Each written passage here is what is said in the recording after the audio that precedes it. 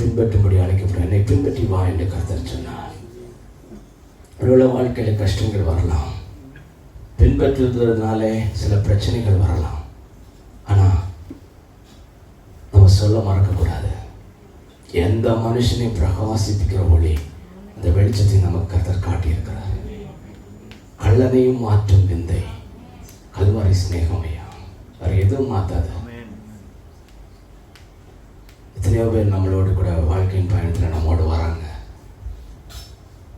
பாவங்கள் மன்னிக்கப்படலைன்னா போய் சேர முடியாது. You not reach the destiny. God has a purpose for everybody. எல்லா மனுஷனுக்கும் ஒரு நல்ல திட்டத்தை கர்த்தர் வைத்திருக்கிறார். தீங்கு வைக்கிற திட்டம் அல்ல. A plan for you to prosper. Everything he made for his purpose. அவருடைய சித்தத்துக்காக எல்லாவற்றையும் உண்டாக்கினார். உண்மையான ஒரு தீர்மானத்தோடு ஜெப நேரத்தை வாஞ்சிக்கலாமா?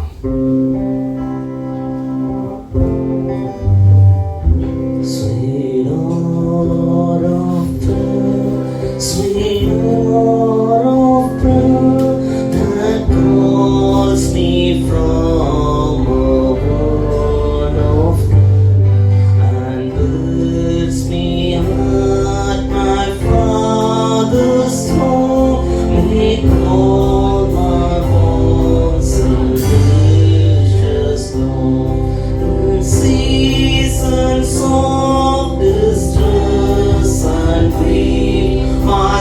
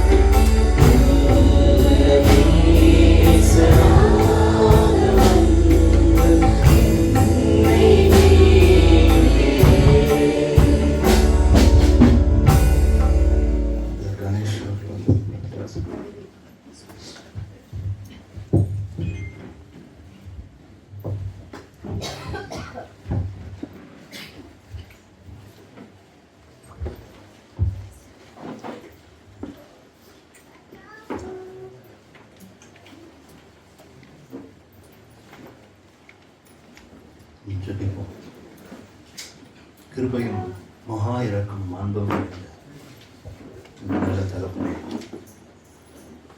இந்த நல்ல காலை வேளைக்காக நாங்கள் ஒரு நன்றி செலுத்துகிறோம். உண்மை ஆராதிக்கும் பொழுது எங்கள் மத்தியில் என்கிற அசைவாடினோம். உண்மை துதிக்கும் பொழுது இருதயம் களி கொண்டுதான். இப்பொழுதும் உங்களுடைய வார்த்தையை தெளிவாய் எங்களுக்கு போதையும் ஆசையாய் வந்திருக்கிறோம். அடியேனை மறைத்து கர்த்தர் நீ வெளிப்படும்படியாக ஜெபிக்கிறோம். இந்த சபை முழுவதும் உடைய கருத்தில் ஒப்புக் கொடுக்கிறோம். இயேசுவின் நாமத்தில் வேண்டிக் கொள்ளுகிறோம் நல்ல பிதாவே. ஆமென்.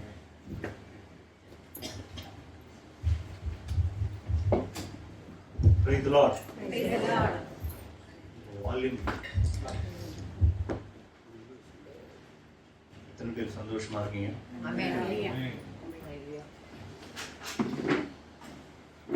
சிலர் தான் சிரிக்கிறீங்க, சிலர் சிரிக்க மாட்டீங்க. நீங்க என்ன ஜோகா அடிக்கிறீங்க சிரிக்கிறதுக்கு கேட்குறீங்களா? கர்த்தருக்குள் எப்பொழுதும், எப்பயாவது இல்லை, எப்பயாவது சந்தோஷமா இருங்க. எப்போதும் சந்தோஷமா இருங்க. அது ஏதோ ஆப்ஷன் இல்லை, அது ஏதோ ரெக்கமெண்டேஷன், அட்வைஸ் அப்படிலாம் இல்லை. இது ஒரு கமாண்ட்மெண்ட். இருங்க. அதே மாதிரி கவலைப்படாது இருங்கள். அது என்னது? கட்டளை. அடிக்கடி கொஞ்சம் கவலைப்படுவோம் பிரதர்னா என்ன அர்த்தம்னா, அடிக்கடி நான் கொஞ்சம் செத்து போயிட்டு வரேன் அப்படின்ற மாதிரி ஆயிடும். கவலைப்படுறதுன்னா நீங்க என்ன பண்றீங்க? ஆண்டவர் விட்டு விலகிடுறீங்க. ஒரு இந்த கெட்டகுமாரன் கதையில அந்த அப்பா என்ன சொல்வார்னா, என்னுடைய இளைய மகன் மரித்தான், அப்புறம் அவனும் செத்துலாம் போல, ஆனா அவர் என்ன சொல்றாரு? என் கூட இல்லை அப்படின்னு சொல்றாரு. கர்த்தர் கூட இல்லாதவர்களை கர்த்தர் எப்படி பார்ப்பார்? வேற ஒன்றும் இல்லை. புரியுதா உங்களுக்கு?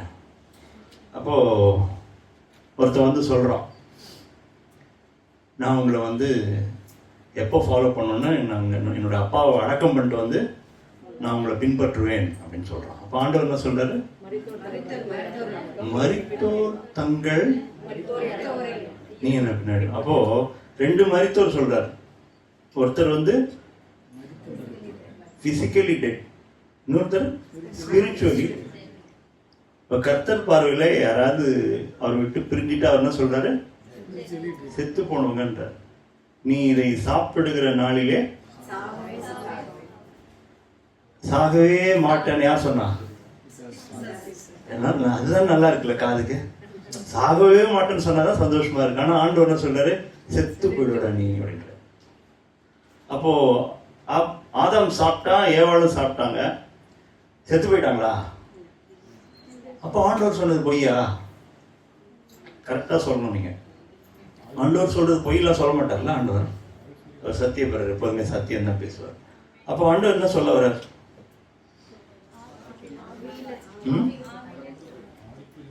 உனக்கு எனக்கும் தொடர்பு போச்சுரா. என்னது? உனக்கு எனக்கு இந்த உறவு போச்சுரா. புரியுதா உங்களுக்கு? அப்போ இயேசு கிறிஸ்து பூமிக்கு வரும் பொழுது நம்ம ஆவியில உயிர்ப்பிக்கப்படுறோம் இல்ல? நம்மளை திருப்பியும் பேட்டரி கனெக்ஷன் கொடுக்குற மாதிரி திருப்பி கனெக்ஷன் கொடுக்குறாரு. கனெக்ஷன் கொடுத்து உயிர் வருது. அப்போ மீனிங் என்னன்னா, ஆண்டவரோடு கனெக்டடா இருக்கிறதா லைஃப். அப்போ அதனாலதான் ஜீசஸ் சொல்றாரு அடிக்கடி லைஃப் லைஃப் லைஃப்ங்கிறார். நானே வழியும் சத்தியமும் ஜீவனுமா இருக்கிறேன். அதாவது இந்த ஆண்டவர் கொண்டாடப்பட வேண்டிய ஆண்டவர். சும்மா வெறுமன விளையாட்டுக்கு சாதாரணமான பிரைஸ் பண்றது எல்லாம் இவர் கிடையாது. இவர் யாரு? கொண்டாடப்பட வேண்டும். ஆக்சுவலா நான் இன்னைக்கு சைனால இருக்கணும், எல்லாருக்கும் தெரியும் சொன்னேன். அது ஏதோ கேன்சல் ஆயிடுச்சு. கேன்சல் ஆனவன ரொம்ப சந்தோஷம். ஏன்னா பாஸ்டர் இந்த வாரம் என்ன மெசேஜ் கொடுக்க சொல்லிட்டாரு. அந்த துக்கமே இல்லை. ஆண்டவருக்கு ஊழியம் செய்யறதுன்னா அவ்வளவு சந்தோஷமா இருக்கு. அந்த வார்த்தையை கொடுத்து அவங்களை உற்சாகப்படுத்தி ஆறுதல் படுத்தி எத்தனை கட்டுகள் உடையும் இல்லை, எத்தனை மண்டையில பிசாசு போட்டு வச்சிருப்போம் இல்லை. எல்லாம் அவிசுவாசம் போட்டிருப்பான், அதைரியத்தை போட்டிருப்பான், குழப்பங்களை போட்டிருப்பான். குப்பையெல்லாம் போடுறான் தானே அவன். குப்பை, களை, அந்த களை குப்பை அதெல்லாம் நமக்குள்ளே போட்டால் அதை நம்ம வச்சுக்கூடாது. கரெக்டு தானே? குப்பையை யாருக்காது பிடிக்குமாண்ணா? கடையில் போய் ஒரு 4 பேக் குப்பை வாங்கிட்டு வரேன்னா போய்க்கிறீங்க, குப்பையே பிடிக்காது. அப்போ நம்ம என்ன பண்ணுறோம்? டெய்லி என்ன வச்சுக்கிறோம்? குப்பை நிறைய வச்சுக்கிறோம், கவலை எல்லாம் வச்சுக்கிறோம். ஒரு இந்த பெரிய பெரிய டிரான்ஸ்ஃபார்மர், எலக்ட்ரிசிட்டி இந்த இதெல்லாம் இருக்கும்போது அங்கே ஒரு போர்டு ஒன்று போட்டிருப்பாங்க, எலும்பு கூடு வச்சு ஒரு மண்டபோர்டு ஒன்று இருக்கும், பார்த்துருப்பீங்களா? இப்போ நிறைய பார்க்க முடியறதில்ல. அது பார்த்துட்டு கீழே ஒரு வார்த்தை போட்டிருக்கோம், 11,000 வோல்ட், டேஞ்சர், அபாயம். மீனிங் என்ன? அங்கே போவீங்களா நீங்கள்? ஜாலியாக பிக்னிக் மாதிரி போக மாட்டீங்களே? கண்டிப்பாக போனால் செத்துருவோம். அப்போ அவன் உண்மையாக இருக்கான். அவன் யாரு? ஈபியில் இருக்கிறவன் உண்மையாக இருக்கான். இங்கே தொட்டா செத்து போயிடுவேன் நீ அப்படின்றான். எச்சரிக்கை. இது பேர் என்னது? எச்சரிக்கை, அபாயம். இப்போ ஜீசஸும் நமக்கு நிறைய எச்சரிக்கை கொடுத்துருக்காரு. கரெக்டாக இல்லையா? நிறைய எச்சரிக்கையா இருங்கள், எச்சரிக்கையா இருங்கள். ஒரு சில எச்சரிக்கையா இருங்களை குறித்து அதை பற்றி நம்ம தியானிக்கலாம் அப்படின்னு. இம்பார்ட்டன்ட் வார்னிங்ஸ் ஆஃப் ஜீசஸ் இன்னைக்கு தேவை இல்லை? சுற்றி பார்க்குறோம், பூகம்பங்களை பார்க்குறோம் இல்லை? நினைச்சு கூட பார்க்க முடியாத அளவுக்கு பூகம்பம். கேள்விப்பட்டீங்களா? நினைச்சு கூட பார்க்க முடியாத அளவுக்கு டபுள் எர்த்குவேக். அது ரொம்ப ரேராக வருமா? எர்த்குவேக் வந்து ஃபுல்லாக எல்லாம் ஸ்மாஷ் ஆன பிறகு எகைன் உடனே அது ஒரு கொடுமை. அப்போ இதெல்லாம் பார்த்தோன்னா மனசு என்ன ஆகுது? நமக்கு ஒரு கலக்கம் வரும் இல்லை? கலக்கம் வரும், ஒரு பயம் வரும். ஒரு டிசாஸ்டர் வந்தா, திடீர்னு பெட்ரோல் விலைலாம் ஏறிச்சுன்னா, ஆண்டவர் என்ன சொல்றாரு? இதெல்லாம் வர வேண்டியதை நீங்க கலங்காம இருக்க. என்ன சொல்றாரு? இதெல்லாம் நடக்கும் தாயா, இதெல்லாம் நடக்கும். நீங்க எப்படி இருக்கணும்? கலங்காம இருங்க, திகையாதீங்க, தைரியமா இருங்க. ஆண்டவர் தானே சொல்றாரு இல்ல? கவலைப்படாதீங்க, திடமா இருங்க, சந்தோஷமா இருங்க இல்ல? ஆனா இதுக்கு எல்லாத்துக்கும் ஆப்போசிட்டா தான் நம்ம இருப்போம். கரெக்டா? நிறைய பேர் மற்றவங்களுக்கு ஒரு ஆறுதலாகவும் தேர்தலாக இருக்கிறது இல்லை, அவங்களுக்கு ஆறுதல் சொல்ற லெவலில் தான் அவங்க இருக்கிறாங்க இல்லை? அப்போ இயேசு, அதாவது பிரீத்திக்கு நான் கேரண்டி அப்படின்னு சொல்லிட்டு ஒரு ஆடு கேள்விப்பட்டிருப்பீங்க, பார்த்துருக்கீங்களா? இதுக்கு நான் கேரண்டி, பிரீத்திக்கு கேரண்டி, பிரீத்தி மிக்சிக்கு நான் கேரண்டி. யாராவது கர்த்தருக்கு நான் கேரண்டின்னு யாராவது ஒருத்தர் சொல்ல முடியுமா? நம்ம சொல்லணும் கர்த்தருக்கு நான் கேரண்டிங்க. இந்த கர்த்தரை நம்பினீங்கன்னா, நான் சொல்லிடுறது ஓப்பனா, இவர் தாங்க எல்லாம், இவரை நம்பினா நடக்கும், இவரை நம்பினா நீங்க என்ன எதிர்பார்க்குறீங்க அந்த விஷயம் நடந்துடும் அப்படின்னு சொல்லி நான் கேரண்டி கொடுக்குறது ஓப்பனாவே. நீங்க எங்கெல்லாம் போய் தேடிட்டு வாங்க, அது அவனோட பிரச்சனை எது ஒன்றாலும் இருந்துட்டு போட்டோம். எல்லாத்துக்கும் சொல்யூஷன் என் ஆண்டவர்கிட்ட இருக்கு. எத்தனை பேர் ஆமென் சொல்றாங்க? எல்லாத்துக்கும் சொல்யூஷன் ப்ரொவைடர் யாருன்னா ஆண்டவர் தான். ஏன்னா அவர் தானே உண்டாக்கினார் இல்லை? அது நீங்க எல்லாம், நான் அடிக்கடி ப்ரேயர் பத்தி சொல்லுவேன். ப்ரேயர் நான் ஒரு சின்ன இல்லுஸ்ட்ரேஷன் கேள்விப்பட்டேன். ப்ரேயர்னா என்னன்னா, ஒரு கடல் மாதிரி, கரை இருக்கு, கடல் இருக்கு. நம்மளாம் கரையில் இருக்கோம். கரையில் இருக்கிற லைஃப் எல்லாரும் இருக்கலாம், எல்லாரும் கரையில் இருக்கிற வாழ்க்கை இருக்கும். கரையிலையும் நிறைய கிடைக்குங்க அவங்களுக்கு. அங்கேயும் சுண்டெல்லாம் வைப்பாங்க, எல்லாமே இருக்கும், தென்னை மரம் இருக்கும், பொருட்கள் கிடைக்கும். கரையில் எல்லாமே கிடைக்கும் தானே. ஆனால் கடலுக்குள்ள போனால் சிலதெல்லாம் கிடைக்கும், சிலதுல நிறையவே கிடைக்கும் இல்லை? கடலுக்குள்ள போனால் முத்துக்கள் கிடைக்கும், இன்னும் அதிசயமான கர்த்தருடைய காரியங்கள்லாம் கிடைக்கும். இப்போ கரையில் இருக்கிற வாழ்க்கை வேணுமா, இல்லை கரையிலிருந்து கடலுக்கு உள்ள போற வாழ்க்கை வேணுமான்னா, அதான் உண்மையான பிரேயர். எதுக்கு சொல்றேன்னா, நிறைய பேர் இன்னும் அதுக்குள்ள போகலை, கரையில் இருக்கிற வாழ்க்கையே தான் வாழ்ந்துன்னு இருக்கோம். இன்னும் அதுக்குள்ள போய் என்ன பண்ணல, நம்ம ஆண்டவர் யாருன்னு தெரிஞ்சிக்கவே இல்லை. நிஜமா சொல்றேன், நீங்க ஒரு நாள் நீங்க ஆண்டவரை நேரில் பார்க்க வேண்டிய சந்தர்ப்பம் வரும், நான் விசுவாசிக்கிறேன். நீங்க அப்ப தெரியும் நீங்க நிறைய மிஸ் பண்ணதெல்லாம். புரியுதா உங்களுக்கு? என்ன நான் அடிக்கடி வருத்தப்படுற ஒரு விஷயம் என்னன்னா, இந்த ஆண்டவரை முழு இருதயத்தோட அன்பு கூறலையே அப்படிங்கிற வருத்தம் எனக்கு அடிக்கடி வரும். அதில் வேதத்தில் தானே போட்டிருக்கு, அவரோட முழு ஆத்மாவோடும் முழு பலத்தோடும் அன்பு கூறுவாய. இந்த வார்த்தைக்கு நம்ம என்னைக்காவது கீழ்ப்படிஞ்சிருக்குமா? இங்க யோசிச்சு பாருங்க. நம்ம உங்க டாப் ஆஃப் யுவர் மைண்ட் என்ன இருக்குது, உங்க இருதயத்தில் என்ன இருக்கு சொல்லுங்க. ஒருத்தரை எழுந்து சொல்லுங்கன்னு சொல்லப்படுறதில்ல, பயப்படாதீங்க. அப்போ உங்களுடைய மைண்ட் உடனே உங்களை நீங்க அனலைஸ் பண்ணி பார்க்கணும்னா, உங்களை நீங்க ஆராய்ச்சி பார்க்கணும். உங்க மனசுல எடுத்த உடனே என்ன இருக்கு? யாரும் சொன்னாங்க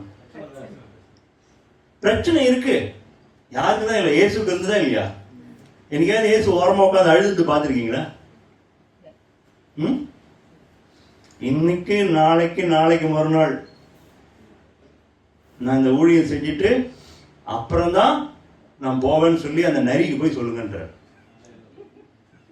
எவ்வளவு தைரியம் பாருங்க, பயங்கர தைரியம். இப்பதானே உங்களை கல்லறிய பார்த்தாங்க, இப்ப போய் போறேன்றீங்க.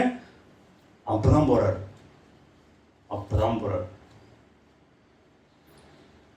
ஆக்சுவலா நம்ம சந்தோஷம் மிஸ் பண்ணணும்னு வச்சுங்களேன், ஆண்டோர் கூட இருக்கிற உறவை ஏதோ மிஸ் பண்ணோம். புரியுதா நான் சொல்றது? சந்தோஷங்கிறதுக்கு காம்ப்ரமைஸே கிடையாது. எனக்கு சந்தோஷம் போச்சு, 1000 பிரச்சனை இருந்துட்டு போட்டோம். இது கர்த்தர் உண்டு இன்ற நாள், கர்த்தர் உண்டு பண்ணின நாள். இதுல அல்டிமேட்லி அதுதான் எனக்கு வேணும். என்னுடைய சந்தோஷத்தை யாரும் எடுத்து போடக்கூடாது. கரெக்டா இல்லையா? அப்போ கர்த்தர் எவ்வளோ விஷயங்கள் நம்ம கிட்ட சொல்லி ஃப்ரீடம் கொடுக்குறாரு. அவர் வந்ததே நம்மளை விடுதலை ஆக்கிறதுக்கு தான். அவர் சொல்றாரு, வருத்தப்பட்டு இளைப்பாறுதல் தருவேன். அடுத்த வசனம் தான் ரொம்ப முக்கியம். நான் சாந்தமும், சீக்கிரட்டே தாங்க, சாந்தமும் மனத்தாழ்மை தான் இந்த வருத்தம் வராத காப்பாத்துது உங்களை.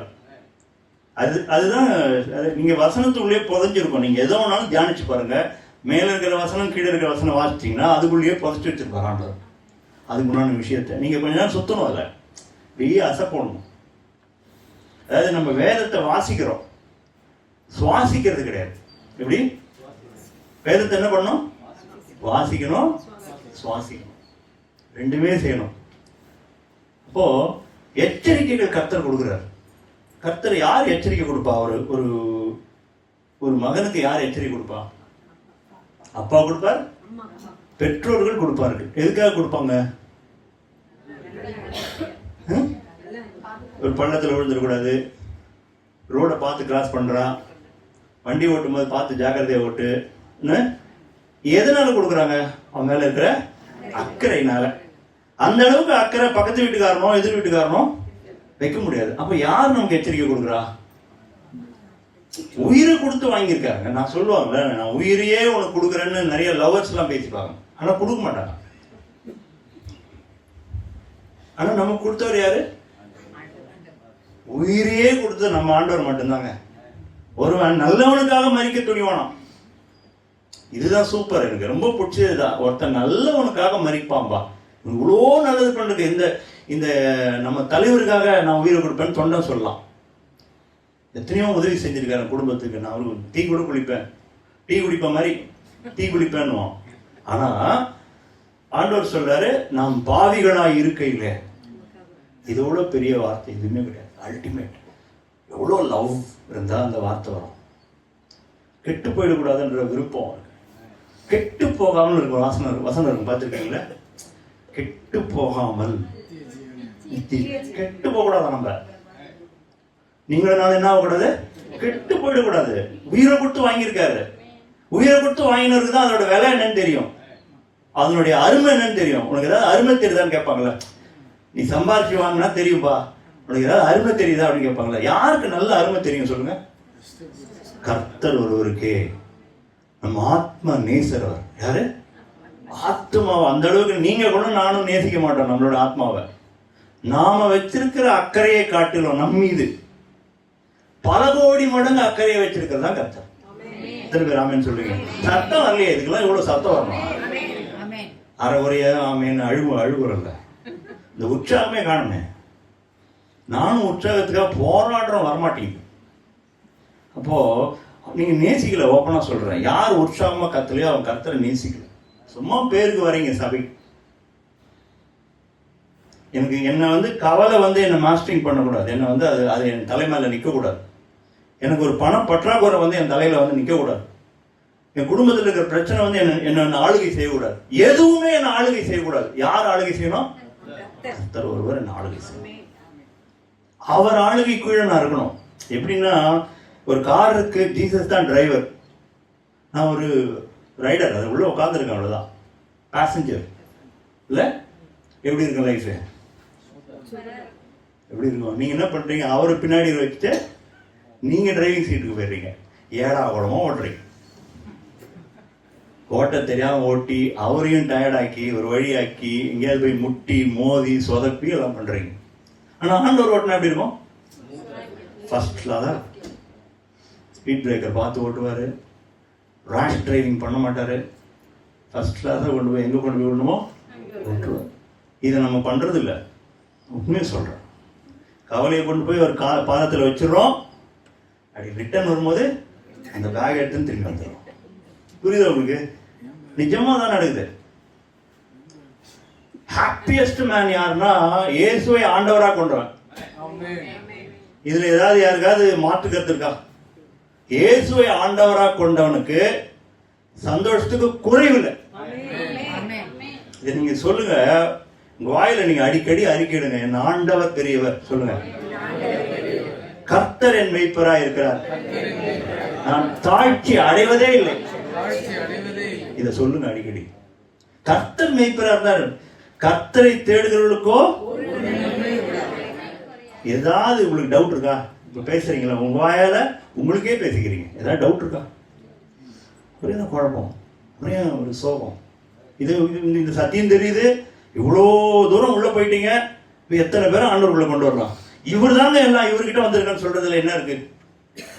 என்ன குழப்பம் உங்களுக்கு? டவுட் இருக்க வந்தா சுவிசேஷம் அறிவிக்க மாட்டான். ஏதாவது ஒரு டவுட் இருக்குன்னு வச்சுங்களேன், அவன் தான் என்ன பண்ண மாட்டான், இந்த இயேசுவை பத்தி மற்றவங்கிட்ட சொல்லவே வாயை திறக்க மாட்டான். உம்முன்னு வச்சிருப்பான். உம்முன்னு வாய் ஒட்டினா மாதிரி இருக்கும், திறக்கவே திறக்க.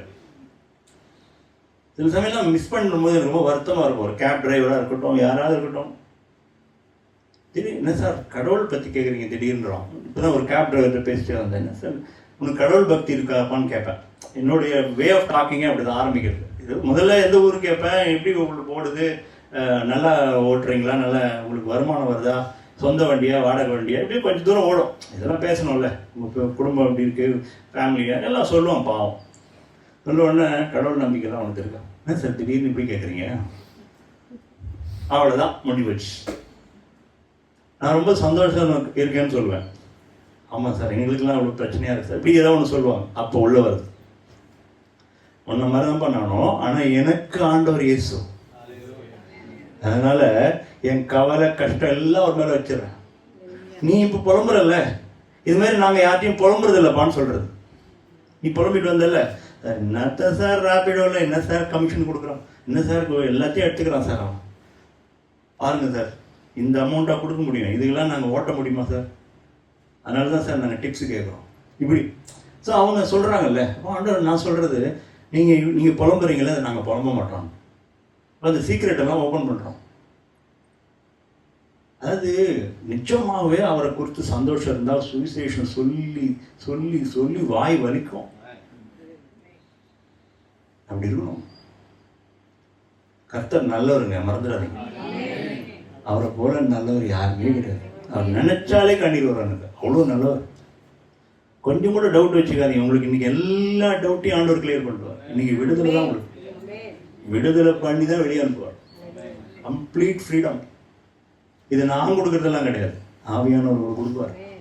கர்த்தர் விடுதலை ஆக்கினா மெய்யாகவே விடுதலை. ஒரு சில எச்சரிப்பு மட்டும் நான் வாசிச்சுட்டு முடிக்கிறேன். கர்த்தர் இயேசு ஒரு முதல் விஷயத்துக்கு ரொம்பவும் எதிர்த்து நின்னார். எது தெரியுமா? அது இயேசு வாயில வரும் எது சொல்லுங்க, அதுக்கு ரொம்பவும் ஆண்டவருக்கு பிடிக்காது. பெருமை உள்ளவர்லாம் ரைட் தான். இயேசு வந்தபோது மாய்மாலக்காரங்களை எதிர்த்தார். மாய்மாலன்னு சொல்லுங்க, யாருக்காவது மாய்மாலத்தை பத்தி தெரியாம இருக்கா? ஹிப்போக்ரசி இங்கிலீஷ்ல. மாய்மாலம்னா என்னது? நான் சின்ன ஒரு அது விளக்கம் கொடுக்குறேன். மாய்மரம்னா உள்ளூர் வாழ்க்கை, பேசுறது ஒண்ணு. நம்ம அரசியல்வாதி ஞாபகம் வச்சுக்கோ, அது ஒன்றும் கன்ஃபியூஷனே வேண்டாம். நமக்கு முன்னாடி இருக்காங்க, மேடையில் ஒரு பேச்சு, ரோடு போடாமையே ரோடு போட்டதாக டெண்டர் விடுறது, இன்னும் நிறைய இருக்கு. அப்போ வாயில் என்னன்னாலும் பேசுறது, ஆனா உள்ள என்ன வாழ்க்கையில ஒண்ணுமே இல்லை. அது செய்யறது இல்லை. இயேசு வந்து மத்திய 23 சொல்லுவார், ஃபுல்லா மாயக்காரரே பரிசேயரேன்னு சொல்லிட்டே இருப்பார். நீங்க ஒரு விரல்ல கூட அந்த வேலையை செய்ய மாட்டீங்க, அவங்ககிட்ட 1000 பாரத்தை தூக்கி அவன் மேல வைக்கிறீங்க. அப்ப என்ன புரியுதுன்னா, ஆண்டவருக்கு எது பிடிக்காது அப்படின்னா, எது பிடிக்காது? மாய்மாலம் பிடிக்காது. அதை எச்சரிக்கிறார் ஆண்டவர். அதனாலதான் அந்த எச்சரிப்புல வருது. 3 விஷயம் சொல்றாரு மத்தேயுல. எதெல்லாம் நம்ம வந்து ஓப்பனா பண்றோமோ அதெல்லாம் சீக்கிரட்டா பண்ணுன்றார். எதெல்லாம் ஓப்பனா பண்றோம்? பிரேயர் பத்தி பேசுறார், கிவிங் தான தர்மத்தை குறித்து பேசுறார், அப்புறம் உபவாசத்தை குறித்து பேசுறார். 3 விஷயத்தையும் நீங்க வந்து எல்லாருக்கும் தம்பட்ட அடிச்சு சொல்லிட்டு பண்ணாதீங்கன்றார். எச்சரிக்கையா இருங்கன்றார். அதுல எச்சரிக்கையா இருங்கிறார். எதுல? உபவாச கூடுவேன்னு பெரிய போர்டு போட்டுலாம் வைக்கக்கூடாது. உபவாசம் இருக்கிறதே உங்க முகவாடலை வந்து மற்றவனுக்கு காமிக்காதன்றாரு. முகவாடலை காமிக்காத, இப்படிலாம் வச்சுக்காத. அவன் பார்த்தா என்ன பிரேயர்ல இருக்கீங்களான்னு கேட்டுடக்கூடாது, என்ன ஃபாஸ்டிங்ல இருக்கீங்களான்னு கேட்டுடக்கூடாது. நல்ல எண்ணெய் தடவி தலையை வழிக்க வாரிக்கின்றார் ஆண்டவர். சுத்தமா முகத்தை கழுவுங்கிறார். பார்த்துருக்கீங்களா அந்த வசனம்லாம்? பார்த்துருக்கீங்களா? முகத்தை ஃபேஸ் வாஷ் பண்ணு, ஃப்ரெஷ்ஷா இரு. மற்றவங்க பார்த்தா ஃபாஸ்டிங்ல இருக்குன்னு காட்டாத. இப்போ இதுல என்ன சொல்ல வர்றாரு? இதுல என்ன சொல்ல வர்றாரு? இது ஏன் இவ்வளவு இதுக்கு சீரியஸா இருக்காரு? எதுலையுமே மற்றவங்களுக்கு நீ காமிக்க கூடாது. வலது கை செய்வதை அறிய வேணான்றார். அறியாம இருப்பான். இந்த கை கொடுத்தா இந்த கை தெரியாதா? தெரியாதா? மீனிங் என்ன தெரியுமா? அதை நான் ரொம்ப நாள் யோசிச்சுட்டே இருந்தேன். என்ன வலது கை கொடுத்தது இடது கை தெரியாதுன்னா, இடது கையும் வலது கையும் பக்கத்துல தானே இருக்கு. இது என்ன சொல்ல வர்றாரு? அன்னைக்காவது யோசிச்சிருக்கீங்களா? அதை என்ன சொல்லுங்க பார்க்கலாம். உங்க கான்சியஸ்னஸ்க்கே வரக்கூடாதுன்றது. கொடுத்தனா அடுத்த வேலையை பார்த்துட்டு போயிட்டே இருக்கணும். இதை போய் 4 பேர்ட்ட சொல்லி தெரியக்கூடாது. நமக்கு நானே படுத்துக்கிட்ட பார்த்தியா ஒரு 10 பேருக்கு ஹெல்ப் பண்ணி நம்ம கூட சொல்லக்கூடாது. புரியுதா சொல்றது? தானம் தர்மம் பண்றது சொல்லவே சொல்லாத. சொல்லிட்டடா என்ன ஆகும் சொல்றாரு? You got everything in this earth. நீ எல்லாத்தையும் வாங்கி வச்சு நீ அங்க போய் எதிர்பார்க்காதங்கிறார். எங்க போய்? மேல போய். எவ்வளோ இது இந்த ஏமாற்றம் எல்லாம் நிறைய கிறிஸ்டியன்ஸுக்கு மேல வரும். காட் சொல்லுவார், நீ கொடுத்தது எல்லாம் அங்கேயே காலி பண்ணிட்டேன்னு சொல்லுவார். தான தர்மம் சீக்கிரட்டா பண்றது எச்சரிக்கையா. உபவாசம் சீக்கிரட்டா பண்ண, அதை போய் சொல்லிட்டு தெரியாது. ஜெபம் பண்றது கூட அறையை பூட்டி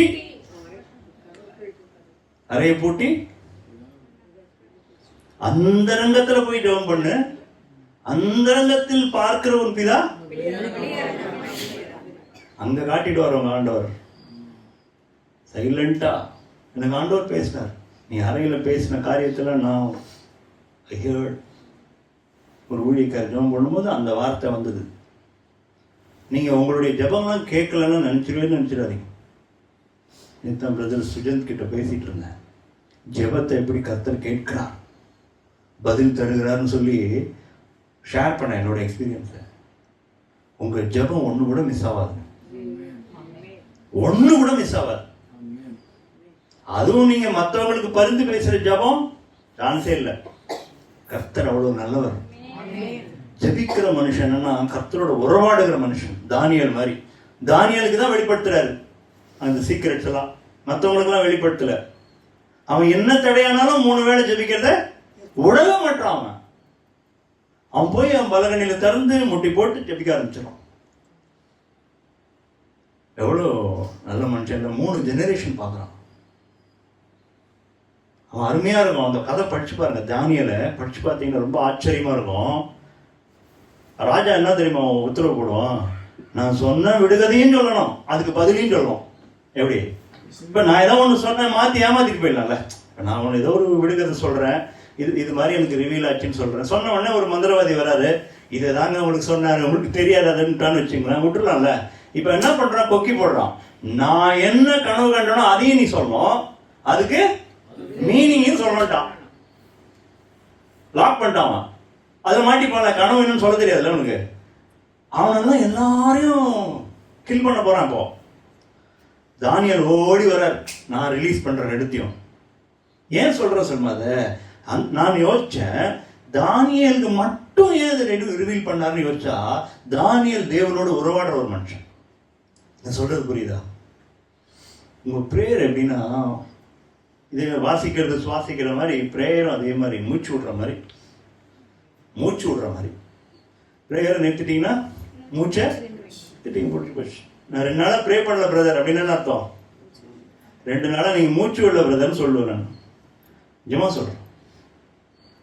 அப்போது ப்ரேயர், உபவாசம், அப்புறம் தான தர்மம், 3ஐயும் குறித்து எச்சரிக்கைன்றாரு.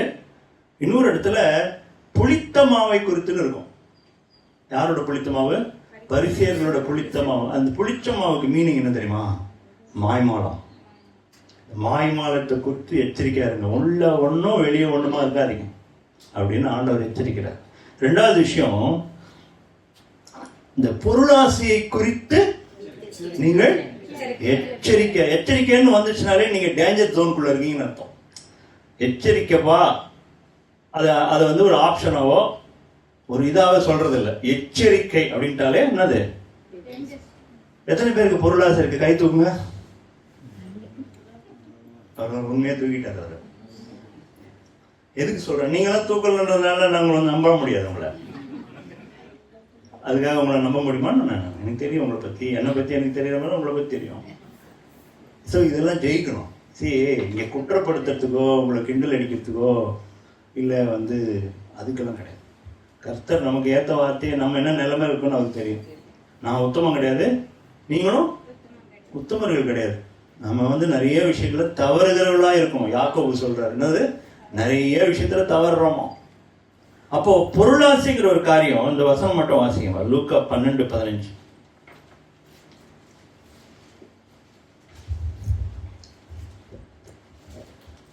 பின்பு அவர் அவர்களை நோக்கி, பொருளாசையை குறித்து எச்சரிக்கையாயிருங்கள், ஏனெனில் ஒருவனுக்கு எவ்வளவு திரளான ஆஸ்தி இருந்தாலும் அது அவனுக்கு ஜீவன் அல்ல என்றார்.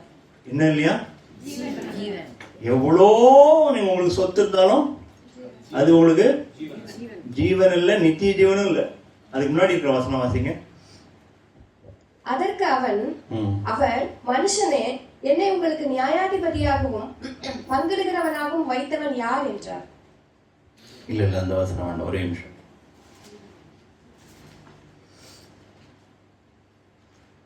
மத்தேயு எழுதின சுவிசேஷம் 6வது அதிகாரம் 24 வாசிங்க.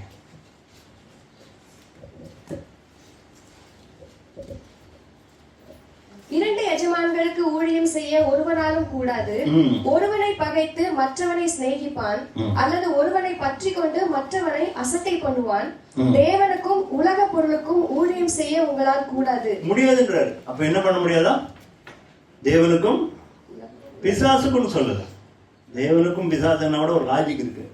ஆனா அவர் ஆண்டவர் என்ன சொல்றாரு? தேவனுக்கும். இப்ப நம்ம எல்லாம் உலக பொருளுக்கு ஊழியம் செய்யாம வேற என்ன பண்றோம் அப்படின்னு நீங்க கேட்க கூடாது. இங்க வந்து ஏர்னிங்கை பத்தி ஆண்டவர் சொல்ல. எதை பத்தி சொல்ல? ஏர்னிங். என்னுடைய தேவனே மணி, என்னுடைய தேவனே பேங்க் அக்கௌண்ட், அதுல ₹1 குறைஞ்சாலும் எனக்கு வேதனை வந்துடும். அதுதான் கடவுள். புரியுதா உங்களுக்கு சொல்றது? அதுல இருந்து ₹1 எனக்கு குறைஞ்சிடக்கூடாது. ஒரு லாஸ் வந்தா கப்பலே கவிழ்ந்த மாதிரி அது என்ன பண்ணுது? உங்களை மாஸ்டரிங் பண்ணுது. என்ன பண்ணுது? ஆளுகை செய்யுது. அப்போ ஆண்டவர் சொல்றார், தேவனுக்கும் உலக பொருளுக்கும் மணிக்கும் ஊழியம் எச்சரிக்கையா இருங்க. அதுல எச்சரிக்கையா இருங்க. நீங்க கடைசி நாள்ல வந்து இதெல்லாத்துலயும் தோத்துட்டு கடைசியில் அவருக்கு முன்னாடி வந்து நிற்க முடியாது. 3வது விஷயம், அதுலதான் நிறைய பேருக்கு கவலையே எதுல வருதுன்னா அந்த உலக பொருள்ல தான் கவலை. வேணுட்டே சிலருக்கு கர்த்தர் நஷ்டத்தை அனுமதிக்கிறார்.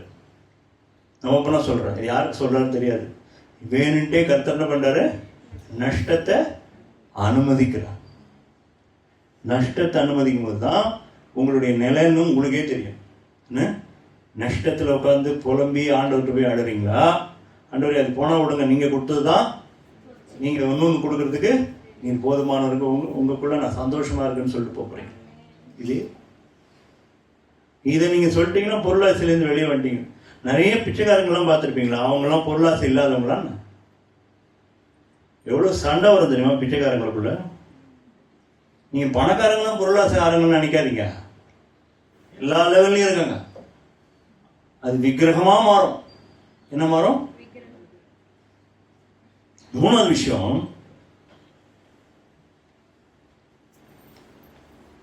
இன்னொரு ஒரு முக்கியமான விஷயம், ஒரு 6 விஷயம் தான் சொல்ல போறேன். மூணாவது விஷயம், ஒரு விஷயத்தை ரொம்ப சீரியஸா ஆண்டவர் சொல்லுவார். கள்ள தீர்க்கதரிசிகளுக்கு எச்சரிக்கை. யாரெல்லாம் கள்ள தீர்க்கதரிசி சொல்லுங்க பாக்கலாம். கள்ள தீர்க்கதரிசின்னு ஆண்டவர் சொல்றவர் யார்? மத்தேயு 7:15 வாசிங்க. கள்ள தீர்க்கதரிசிகளுக்கு எச்சரிக்கையா இருங்கள். அவர்கள் ஆட்டுத்தோலை போட்டுக் கொண்டு உங்களிடத்தில் வருவார்கள். உள்ளத்திலோ அவர்கள் பட்சிக்கிற ஓநாய்கள். எதை போட்டுக்கிட்டு வருவாங்க? பார்க்கறதுக்கு எப்படி இருக்கும்? ஆடு மாதிரியே இருக்கும். உள்ள என்ன இருக்கும்? என்ன மீனிங் இது? ஆடுன்னு என்ன பண்ணுவீங்க? நீங்க அப்ரோச் பண்ணுவீங்க, ஓ ஆடுதானு நினைப்பீங்க. பக்கத்துல போனோடனே அப்போ கள்ள தீர்க்கதரிசினா என்னன்னா, அவனுடைய நோக்கமே உங்கள்கிட்ட எதையாவது பெற்றுக்கொள்றது தான். நான் சொல்றது புரியுதா? அவங்கள்கிட்ட இருந்து எதையாவது பெற்றுக்கொள்ளணும். உங்களுடைய சொத்து தான் அவனுக்கு வேணும். உங்களுடைய தேவை நீங்க தான் அவனுக்கு வேணும். பேசுறதெல்லாம் ஒன்னே ஒன்று சொல்றேன், கள்ள தீர்க்கதரிசி வசனத்திலேயோ இல்ல வார்த்தைகள் கொடுக்கறதுலயோ ஒரு குறை இருக்காது. அட்டகாசமா இருக்கும். இயேசு ப்ரீச் பண்ண மாதிரியே இருக்கும். ஒரு டிஃபரன்ஸ் பார்க்க முடியாது. அப்படியே உணர்ச்சி பொங்க அப்படி ஒரு ஊழியம் பண்ணுவார் அவர். ஆண்டவர் சொன்னாரு, எப்படி அவனை ஐடென்டிஃபை பண்ணுவீங்க? ரிசல்ட். கனினது ரிசல்ட். அவன் லைஃபை பாரியா, அவன் லைஃப் எப்படி இருக்குன்னு பாரு. சும்மா பேசுறத பார்க்காத. என்ன பண்றான்? அவன் லைஃப்பை போய் பாரு. அவன் குடும்பத்தை எப்படி நடத்துறான் போய் பாரு. அவனுடைய நெய்பர்ஸ்க்கு எப்படி நடத்துறான் பாரு. அவனுடைய ஆஃபீஸில் போய் பாரு. அவன் பேசுறது என்ன பண்ணுறான், அவன் செய்கிறது என்ன பண்ணுறான் பாரு. அவனுடைய தான தர்மம் என்ன பண்ணுறான்னு பாரு. பொருளாசக்காரனா திருட்டு பையனாக இருக்கான்னு பாருன்றார். அதான் கனி. கனின்னா வெளிப்பட்டுரும். கனி வெளிப்படும். கனியெல்லாம் மறைக்க முடியாது. புரிதா சொல்றது? ஆண்டவர் மறைக்க முடியாத விஷயத்தை வெளியே சொல்றாரு. நிறைய விஷயத்த மாயமாலமா உள்ள வைக்க முடியும். கனி என்ன பண்ண முடியாது? நல்ல கனியா கெட்ட கனியான்னு கண்டுபிடிச்சிடுவீங்களா நீங்க தான். அதை வச்சு அவனை டிசைட் பண்ணுன்றார். அதனால எல்லாரும் வார்த்தை கொடுக்குறாங்க, எல்லாரும் வசனம் கொடுக்குறாங்க, நம்பி நம்பி கேட்டுறாது. அந்த ஆண்டவர் ஒரு ஒரு ஒரு ஒரு வரம் ஒன்று கொடுக்குறார். பகுத்து ஆவிகளை அதை கேளுங்க ஆண்டவர்கிட்ட. நான் நிறைய தடவை கேட்டிருக்கேன். இவங்க கூட பேசுறமே, இவங்க எப்படிப்பட்டவன்றது தெரிஞ்சுக்கிறதுக்கு ஆண்டவர் அந்த ஆவியை கொடுக்குறார். இயேசு ஒரு இடத்துல ஒரு வசனத்துல வரும். அவர் சொல்றார், மனுஷர் உள்ளத்தில் இருக்கிறதை அறிந்தபடினால் எல்லோரோடும் அவர் இணங்கவில்லை. நம்மள மாதிரிலாம் ஏமாற மாட்டாரு ஆண்டவர். நம்மள மாதிரிலாம் ஏமாற மாட்டார். நம்மளாம் பழத்தை காட்டி ஏமாத்திரம் தானே. பழம் அழகழகானதை காமிச்சிங்கன்னா மயங்கிடுங்க. ஆண்டவர் அப்படி கிடையாது. அவர் ராஜாவாக்கும்படி ஒரு சேரெல்லாம் தூக்கிட்டு வந்துடுவாங்க. அவங்க அங்கேருந்து ஓடுவார் எஸ்கேப் ஆகி. உங்களுக்கு பதவி கொடுக்கட்டுமான்னா ஆண்டவர் முதல்ல வேணாண்டுவார். எனக்கு பதவி கொடுக்குறாரு அவர். பதவியில இருந்தா இங்கே கீழே வந்தது, நீ என்ன எனக்கு பதவி கொடுக்குறது? அவர் இருக்கிறதே அவர் பெரிய பதவி. அதை விட பெரிய பதவி எதுவுமே கிடையாது. இவன் சின்ன பதவி கொடுக்குறான், அங்கேயே ஓடிடுவார். அதனால கர்த்தரை ஏமாற்ற முடியாது, நம்மளதான் ஏமாற்ற முடியும். என்ன காரணம் சொல்லுங்க? என்ன காரணம் சொல்லுங்க? நமக்கு தெரியல. ஆண்டவர்கிட்ட கேட்கறது இல்லை. நிறைய விஷயம் நம்ம ஆண்டவர்கிட்ட கேட்கறது இல்லை. ஓப்பனா சொல்றேன், நம்மளே ஜீனியஸ். நமக்கு நினைப்பு. ஓப்பனா சொல்றேன், சின்ன சின்ன விஷயங்கள் கூட கேட்கணும்னு பையன்கிட்ட சொல்லிட்டு வந்தேன். சின்ன விஷயம் ஒன்றும் இல்லை. ஒரு இடத்துல கார் பார்க்கிங் கிடைக்காது. என்ன போகும்பொழுதே ஒரு சின்ன ஜபம், எனக்காக என் வண்டி விடுறதுக்கு ஒரு பார்க்கிங் ஒரு இடம் கொடுங்கப்பான்னு கேட்டு போவேன். ரியலி சொல்றேன், ஆண்டவர் அங்கே பண்ணி வச்சிருப்பாரு. கர்த்தர் நல்லவங்க. அவ்வளோ நல்லவர்னா அதை என்ன வாயால சொல்ல முடியாது. குழந்தை மாதிரி நீங்க சின்ன சின்ன விஷயம் கேளுங்களேன், என்ன அல்பமா கேட்கிறான் அப்படிலாம் நினைக்க மாட்டார். ஏன்னா நீங்க நம்பி கேட்குறீங்களே, நீங்க நம்பி அவர்கிட்ட போய் அப்பா எனக்கு ஒரு இடம் ஒன்றும் கிடைக்கக்கூடாதான்னு கேட்டு போங்களேன். ஏன் கேட்க மாட்டீங்க? சின்ன சின்ன விஷயம் கேளுங்க. ஆண்டவர்கிட்ட பெரிய விஷயம் தான் கேட்கணும்னு நினைக்காதீங்க. உன் வழிகளிலெல்லாம் கர்த்தரை நினைத்துக் கொள்வாயாக, அவரே வாய்க்கப்படலாம். உன் வழிகள் எல்லாம், வழின்னா என்னது? உன்னுடைய லைஃப் முழுவதுன்னு அர்த்தம். உன் வழிகளில் எல்லாம்னா என்னது? Every event of your life, எல்லாவற்றிலையும் அவர்கிட்ட என்ன பண்ணுமா, நீ ஒரு கன்சல்ட் பண்ணிக்கிட்டே இருக்கணும். ஆண்டவரே இது என்ன பண்ணலாம், இவன் ஒருத்தர் கேட்க வரான்னு நான் எப்படி பதில் சொல்றது? எல்லாரும் வந்து கல்லெறிய வராங்க. யார? ஒரு ஸ்திரீயை வந்து விபச்சாரத்தில் பிடிச்சிட்டாங்கன்னு சொல்லி இவங்கெல்லாம் ரொம்ப யோகியம் மாதிரி, எப்படி இவங்கெல்லாம் ரொம்ப யோகியம் மாதிரி, இவர் இது வரைக்கும் பண்ணாதவர் மாதிரி இவ்வளோ பெரிய கல்லை தூக்கின்னு வந்துட்டாங்க. ஆண்டவர் ரொம்ப நேரம் அவர்கள் ஓயாமல் கேட்டுக்கொண்டிருந்தார்கள். ஆண்டவர் என்ன பண்ணாரு? என்னன்னு நினைச்சிருப்பீங்க? ஏன் உட்காந்து மண்ணில் எழுதியிருப்பார்? யார் யாரோ என்னென்னமோலாம் மெடிடேட் பண்ணி சொல்லிட்டு இருப்பாங்க. அந்த பொண்ணோட பேரை எழுதினாரு, இதெல்லாம் தேவையா இருக்கு, ஏதோ எழுதியிருப்பார். அவர் ஒரு கொஞ்சம் டைம் எடுக்கிறார். ஏன் சொல்லுங்க சொல்லுங்க. பிதாவே இப்போ இவங்களுக்கு என்ன பதில் சொல்றோம்? பிரேயர் ஓடிருக்கோம், வந்தது பாருங்க ஒரு பதில். அந்த கல்லை விட பவர்ஃபுல்லா இருந்தது இல்ல? என்ன பதில் சொல்லுங்க? பாவம் செய்யாதவன் எவனா இருந்தா அவன் முதல் கல் எடுத்துடாங்க. பெரியோர் முதல் சிறியோர் வரை எங்க அவங்கெல்லாம் காணோன்றார். அவர் ஏதோ வந்தாங்களே அவங்கெல்லாம் எங்க காணோன்ற, எல்லாம் போயிட்டாங்களாம். மனசாட்சியிலே குத்தப்பட்டவர். எதுக்கு சொல்றேன்னா, கன்சல்ட் எவ்ரிதிங்.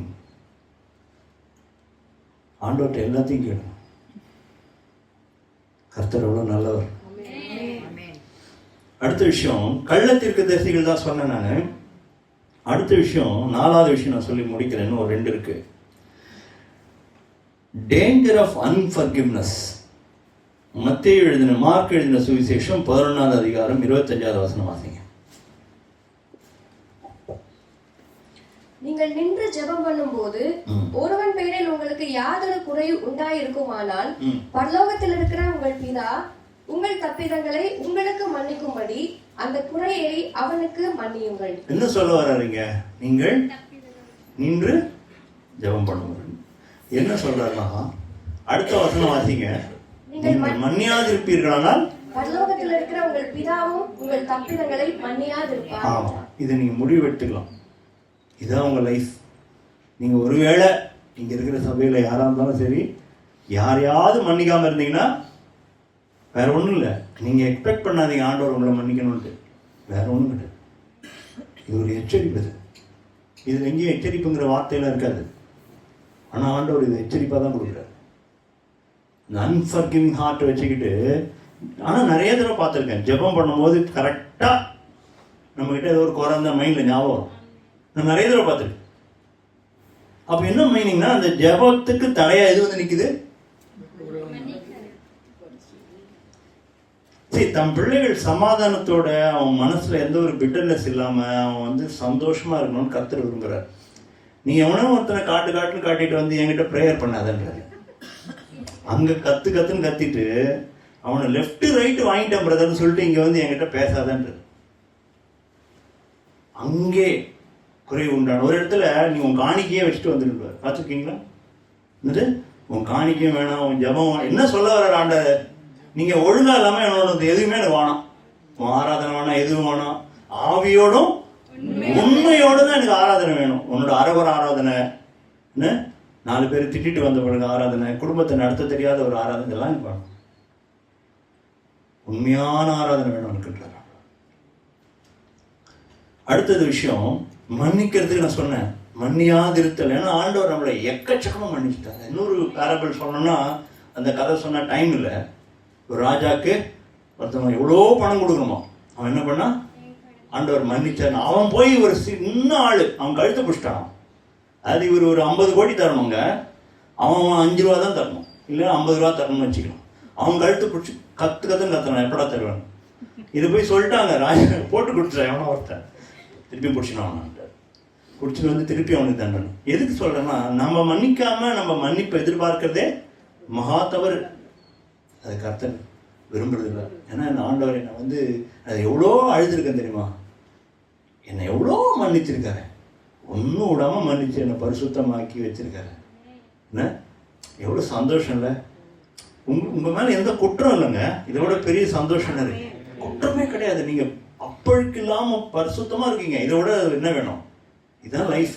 இந்த லைஃப் தான் இங்கே கொடுத்துருக்காரு. எத்தனை பேருக்கு இந்த சுத்த மனசாட்சி இருக்கு? நீங்கள் அரசியல்வாதிலாம் பார்க்குறீங்களே, நீங்கள் ஒன்று ஒன்றா வெளியே வருது ஊழல்கள்லாம். இல்லை இங்கே எல்லாம் மக்களெல்லாம் ஏமாற்றிட்டு அங்கே போய் நிற்கும் போது எப்படி இருக்கும் நான் நினச்சி பார்ப்பேன். சில சமயம் நியாய தீர்ப்பெல்லாம் நினச்சி பார்ப்பேன். அந்த நியாய தீர்ப்பு நாளிலே நினச்சி பார்ப்பேன், நீதியாய் நியாயம் இருக்கிறவர். இங்கே 1000 லாயர்ஸை வச்சு அதை பண்ணி இதை பண்ணி ஏதோ போட்டு வெளியே வந்துடலாம்ல, அங்கே முடியுமா? நினைக்க முடியுமா? யோசிச்சு பாருங்க. நீங்களும் நானும் இல்லை, நீங்களும் நானும் பரிசுத்தமாய் நீதியாக நிற்போம். யாரோட நீதி? உங்களுக்கு எல்லாத்தையும் அழிச்சிருவாரு. அழிச்சாச்சு. எத்தனை பேர் அல்லேலூயா சொல்லுவீங்க? பரிசுத்தமாக்கி உங்களை சுத்திகரிச்சு ஒரு குற்றமும் இல்லாம உங்களுக்கு தண்டனையே இல்லாம கர்த்தர் அங்க கொண்டு போய் நிற்பார். அதுதான் வசனம் போட்டிருக்கு, பிதாவுக்கு முன்பாக பரிசுத்தமும் குற்றமற்றவர்களுமாய் உங்களை நிறுத்துவார் அப்படின்னு போட்டிருக்கு. அப்படிப்பட்ட ஒரு லைஃப் தான் உங்களுக்கு எனக்கு கொடுத்துருக்காங்க. இதை விட சந்தோஷம் வேணும். ஏதாவது சந்தோஷம் வேணுமா? இதை விட சந்தோஷம் ஏதாவது உண்டா? எத்தனை கோடி கட்டா அது கொடுத்தா கிடைக்கும்? ஜாமீனுக்கு பைசா வேணும். கர்த்தர் தன்னையே ஜாமீனா கொடுத்தாரு, தண்ணியே கொடுத்தாரு, கொடுத்து வாங்கிட்டாரு நம்மளெல்லாம். இதை டெய்லி கிளைம் பண்ணுங்க, ஆண்டவரே உங்களுடைய அந்த ரட்சிப்புக்காக நன்றின்னு சொல்றோம். அடுத்ததா 5வது விஷயம், உங்களை குறித்து எச்சரிக்கையா இருங்கன்னு ஒரு இடத்துல சொல்றார். லூக்கா எழுதின சுவிசேஷம் 21வது அதிகாரம் 34-36 வரைக்கும் கொஞ்சம் வேகமா வாசிங்க, முடிச்சிடலாம். உங்கள் இருதயங்கள் பெருந்திண்டியினாலும் வெறியினாலும் லௌகீக கவலைகளினாலும் பாரமடையாதபடிக்கும் நீங்கள் நிலையான நேரத்தில் அந்த நாள் உங்கள் மேல் வராதபடிக்கும் எச்சரிக்கையா இருங்கள். யார் மேல வரக்கூடாது? உங்கள் மேல. எதனாலெல்லாம் நம்ம பாரம் அடைஞ்சிரும்? பெருந்திண்டி இருக்கான்னு பார்த்துங்க. பெருந்திண்டி, வெறி, லௌகீக கவலைகளினால் பாரமடையாதபடிக்கும் நீங்கள் நினையாத நேரம். கர்த்தர் எந்த நேரத்தில் வருவார்? நினையாத நேரத்தில் வந்துடுவார். நினையாத நேரத்தில் வேணுட்டு தான் வராது. என்ன காரணம் சொல்லுங்க? நம்ம எல்லாம் பேட்டரி மாதிரி இருக்கணும்ன்றார். என்ன பேட்டரி? எவரிடி பேட்டரி மாதிரி யாரெல்லாம் இருக்கிறோமோ அவங்களாம் ஆண்டவரோட போயிட்டோம். ஆயத்தமாக இருக்கிறவர்கள் பாக்கியவான். எப்படி ஆயத்தமா இருக்கணும்? இப்போ ஆண்டவர் வந்தாலும் அவன் ஆண்டவர் கூட போறதுக்கு ஆயத்தமா இருக்கணும் தான் உண்மையான அவருடைய விசேஷம். நான் சொல்றது புரியுதா உங்களுக்கு? இப்போ நாளைக்கு நான் செட்டரேட் பண்ணிக்கிறேன், நாளைக்கு போய் அவங்ககிட்ட மன்னிப்பு கேட்டுக்கிறேன், நாளைக்கு அவர் கொடுக்க வேண்டியதை நான் கொடுத்துட்றேன், நாளைக்கு பார்த்துக்கிறேன், நாளைக்கு சரியாயிடும் அப்படின்னு சொல்றவங்களும் அவரோட போக முடியாது. இன்றே ரட்சணிய நாள் ஆண்டவர் சொல்றார். என்னது? இன்றே ரட்சணிய நாள். எல்லா கவலையும் போட்டுட்டு குழப்பத்தில் உட்காந்து ஆண்டவரே எனக்கு இந்த காரியத்துக்காக சொல்லி நீங்க ஜெபம் பண்ணுவீங்கல்ல, ஏதோ ஒன்று, வீடு வாசல் காலேஜ் சீட்டுன்னு, இந்த கவலையில இருந்துன்னா மேலே போக முடியாது. இதெல்லாம் பாரம் அடையுமா? லௌகீக கவலை, உலகத்தின் மயக்கம் எல்லாம் சொல்றார். இது எல்லாத்துக்கும் எச்சரிக்கையா இருக்கின்ற. திடீர்னு ஒரு நாள் வரும். நோவா நாட்கள் எப்படி வந்தது? எதிரே பார்க்கல. திடீர்னு ஒரு நாள் வெள்ளம் வந்தது, எல்லாரையும் அழித்து போட்டது. அதை அப்படியே பிக்சரைஸ் பண்றார். நோவா நாட்கள் இருந்த லைஃப் மாதிரியே இப்பயும் நடக்கும்ன்றார். லோத்தி நாட்கள் நடந்த லைஃப் மாதிரியே இன்னைக்கும் நடக்கும்ன்றார். மனுஷகுமாரன் வரும்போது அதே மாதிரி இருக்கும். இந்த எச்சரிக்கைக்கு இதுக்கு நிகரான எச்சரிக்கை வேற எதுவுமே கிடையாது. எப்போ வருவார் ஆண்டவர்? எப்போ வேணாலும் வருவார். நம்ம கால்குலேட்லாம் பண்ண முடியாது. இந்த டைம்லாம் சொல்ல முடியாது. அவர் சொல்றாரு, எனக்கே தெரியாது, என் பிதாவுக்கு தான் தெரியும். 6வது விஷயம்,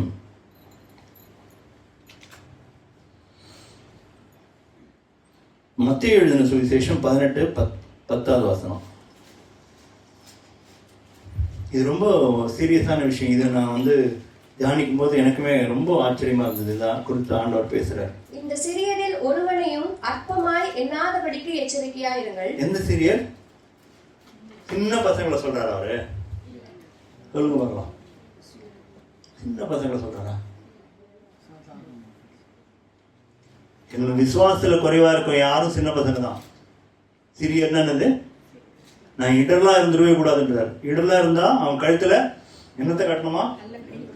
எந்திர கல் வேற, லைட் வெயிட் கல்லாம் கிடையாது, இல்லை ஹெவியா இருக்கும். எந்திர கல்லாம் அந்த காலத்துலாம் இவ்வளோ பெரிய கல் அவன் கழுத்துல கட்டி தப்பி தவறி கூட மேலே வந்துடக்கூடாதுன்றார். அப்படிப்பட்ட ஆளை கடல்ல போட்டு என்ன சொல்ல வர்றாருன்னா, இந்த சிறியரில் அற்பமா என்ற காரியம். நம்ம இங்க எச்சரிக்கையா இருக்கிற விஷயமே என்னது? அற்பமா எண்ணிடக்கூடாது. யாரையுமே எந்த மனுஷனையுமே என்ன பண்ணக்கூடாது? அற்பமா எண்ணக்கூடாது. தப்பி தவறி கூட நினைச்சிடக்கூடாது. இவன் என்ன அப்படின்னு நினைக்கக்கூடாது. அரசியல்வாதிலாம் என்ன, இவன்லாம் என்ன, இவன் நேற்று வந்தவன் தானே, இவனுக்கு என்ன தெரியும், நினைச்சிடாது. எச்சரிக்கையா இருக்கிறார் ஆண்டவர். ஒரு காஷன் கொடுக்குறாரு. யாரையுமே குறித்து நான் அற்பமா எண்ணக்கூடாது என் வாழ்க்கையில. அது சின்ன பையனா இருக்கலாம், பெரியவங்களா இருக்கலாம், என்னுடைய ஆவிக்குரிய வளர்ச்சியில கம்மியா இருக்கலாம், படிப்புல கம்மியா இருக்கலாம், இல்ல எப்படி வேணாலும் இருக்கலாம். நான் என்ன பண்ணக்கூடாது? அற்பமா மட்டும் நான் எண்ணிடவே கூடாது. நான் எப்போதும் என்னை தாழ்த்தி ஆண்டவருக்கு முன்பாக என்ன ஒப்பு கொடுக்கணும், என்னை தாழ்த்தணும். எல்லாத்துலையும் இந்த ஆண்டவரே எப்போ தாழ்மை வரும்னு சொல்லுங்க பார்க்கலாம். நான் சொல்லி முடிச்சிடறேன். எப்போ தாழ்மை வரும் நமக்கு சொல்லுங்க பார்க்கலாம். இதை சொல்லிட்டீங்கன்னா உங்களுக்குலாம் இல்லை, எப்போ நமக்கு தாழ்மை வரும்?